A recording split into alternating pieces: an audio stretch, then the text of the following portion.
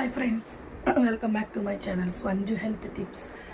Continuation చేస్తానండి. Last part చూడని వాళ్ళు ఫస్ట్ ఆ పార్ట్కి వెళ్ళి చూడండి, అర్థమైంది మీకు.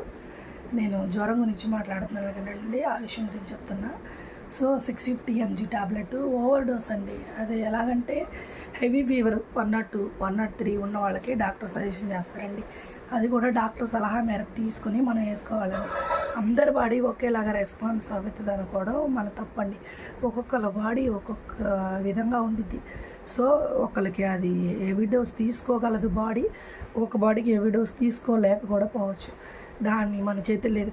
మీరు చెప్పారండి అందుకే నేను 650 వేసుకున్నానండి, వాళ్ళు చెప్పారండి వీళ్ళు చెప్పారండి అంటే తప్పు.